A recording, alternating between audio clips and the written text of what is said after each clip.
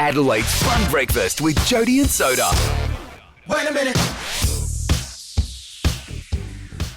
Well, so our next guest has nannied for sports stars, rock stars, A-list actors, royalty across the world. Yep. Her average salary would absolutely blow your mind. She has written a book kind of divulging some secrets of the A-listers without mentioning them. And she joins us now. Her name is Philippa Christian. Good morning, Philippa. Hi, Jody. Hi, Soda. How are you? Good, thank you. Firstly, your book is absolutely fantastic. Tell us how you came to be a nanny to the stars. It just sort of happened by a complete and utter coincidence, really. I sort of grew up in the same area as Shane Warne, and he was the first person that I worked for, and then I eventually sort of started working for his friends. Then on weekends I would work in Crown Towers in Melbourne, where all the international stars, when they fly in, they stay at Crown, and I would work in the villas upstairs. Yep. So every weekend I'd have, anywhere between 1 and 3 different high-profile families, and then they would fly me back to their homes and I'd work for them. And I ended up staying in LA and working alongside a lot of high-profile nannies. Britney Spears' former nanny is one of my good friends, and Reese Witherspoon's nanny and J-Lo's nanny, and we all just sort of formed this clique and, shared each other's contacts, and then we worked for their friends, and it just sort of went from there. And, Australian nannies are sort of the cream of the crop when it comes to nannies. We're known as the best, so I was able to get the best jobs, really better than what they could get, which was funny. It just sort of has gone from one thing to another. Philippa, what struck me in this book is the level of vanity of some of these superstars. Give us some examples of what they're like. Well, there's one boss in particular that I worked for who owned his own Boeing plane, and he's got his own private island, and he always claims that when he dies, he wants to come back as himself.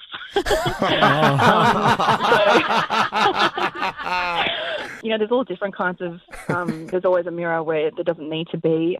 Wow. Constantly sort of talking about themselves and what Perez Hilton has written about them, or what the magazines have written about them, or constantly having to be seen with the right people, wearing the right thing. It's always about what they look like, who they're associating themselves with, who they're hanging out with. Philippa, I noticed in the book too that you're not really supposed to be photographed by the paparazzi when you're with your employers, because they want to keep up this ideal that they're a super mum. Is that true? Yes. Yes, it is. You will be disguised a lot as being a friend of the families, or, they'll tell you what to wear. They'll provide you with the clothing, and you very much so are made to look like a friend of the family. Some of them want to make it look like they can win an Oscar award and also juggle a certain amount of children, and so you are disguised a lot of the time. And also because people do tend to want to get in contact with you a lot. Living in these people's homes, you get photographers of magazines wanting to contact you. You get people who haven't been successful through going through their managers wanting to contact you, because a lot of the time the managers won't reply to people. So, you do get requests and offers of money and all sorts of things, but you just have to not let it question your morals and continue to do the right thing. Philippa, you mentioned that, of course, you nannied for the Sheik of Tweaks, Shane Warne. That would have been absolutely interesting. How much are you allowed to reveal? Do you need to be careful here legally with some of the stuff? Does he know you've written the book?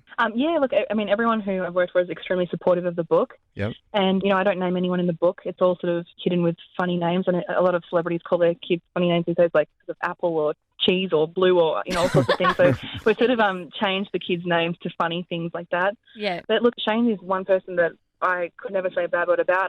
I had the best time working for him. I loved his kids, and because of him, I went on to do what I have done. So I think that I really owe it to him. I'm very appreciative of my time with him. He's a great dad. He's a fantastic dad, in fact, and he's very dedicated to his children. It's a side of him that we unfortunately don't get to see, but he's always introduced me to all of his friends as one of their best friends, never as his nanny. I was never treated like a nanny. I was always treated like a family member, and I just think he's really good. Philippa, I get the impression, sadly, that some of these parents may be too busy to even look after their kids. Have we got situations where some of the mums and dads have perhaps never even made them a meal or looked after them properly? Yeah, look, it's very common for parents to tell me that they've never cooked a meal for their children before. That's very, very common. But it's sort of quite easy because, a lot of these people do have a live-in chef. But, there have been times when, I was talking about it yesterday, how I had to take a child to his first day of school, and it was probably one of the most difficult things I've ever had to do in my life. I hate to think what I'm going to be like when I have my own kids, but all of the parents there were it was a very wealthy school, and a lot of the mothers were high-fiving each other and excited to go off to their champagne breakfast because they've just put another kid in school, whereas I was the only person there who wasn't a parent, and I was bawling my eyes out. I couldn't leave him. I couldn't leave the school, so I just stayed in the car park for the 3 hours and waited until I could go and get him again because I just couldn't leave him there by himself. It was the first time I'd ever left him, and it was one of the hardest things I've ever had to do. Philippa, some of the perks of your job are quite unbelievable. Talk us through them, and also your salary as well, which is completely... I'm not saying you don't deserve it, but my gosh, it's a lot of money, isn't it? Yeah, look, the salary is really good, but it is because you are taken away from your everyday life. I mean, I don't get to see my family. I don't get to see my friends. I have a curfew of 10 o'clock every night. I can't have a boyfriend. I'm so restricted that this is why that it pays so well, I think. But these people are extremely generous. My nanny mentor was actually Kim Kardashian's childhood nanny, and she's worked for O.J. Simpson and Nicole Simpson before and during the O.J. Simpson murder trial.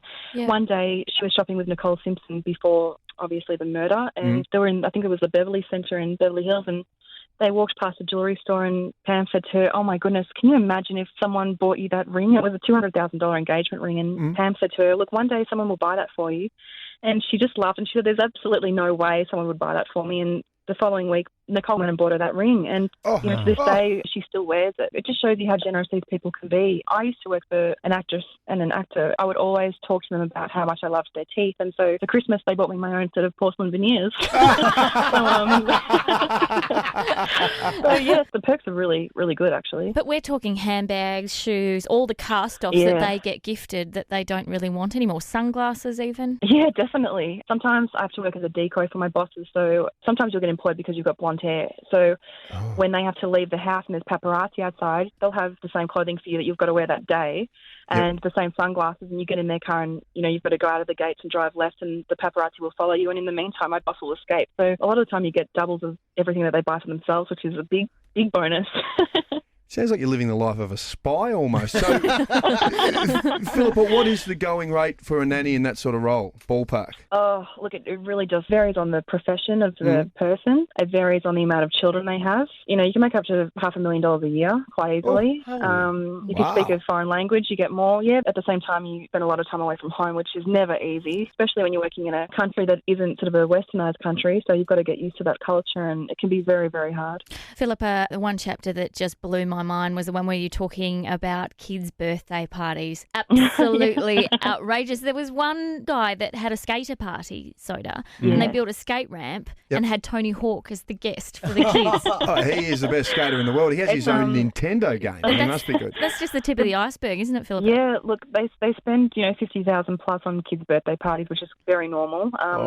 Like I was at a birthday party a while ago in Beverly Hills where they actually brought in fake snow, and so the children had their own winter wonderland party at home, and there were sort of pretend penguins in the pool swimming around, and there's everything you could think of, ice sculptures and snow everywhere, and kids building snowmen and throwing snowballs at each other and having to look after all those kids that had been hurt from the snowballs. And it's just, you deal with things that you don't ever deal with on a regular basis, that's for sure. What about the businessman that shut down Harrods? Yeah, so that's like probably one of my favourite parts of the job. Every year you get to sort of shop in the fashion capitals of the world, whether it's New York or London or Paris. Depending on the celebrity, they will close down department stores, they will close down certain stores for just you and the family to go through, which is the best thing ever. Like the best.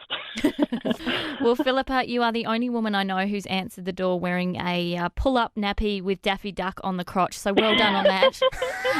It's been so amazing and fascinating to talk to you this morning. Thank you so much for telling your story. No, thanks for having me. It's been great fun. Thank you. Thank you. Excellent. Keep smiling with those beautiful teeth. Wait a minute. Jody and Soda With Adelaide's Fun Breakfast. on Mix 102.3.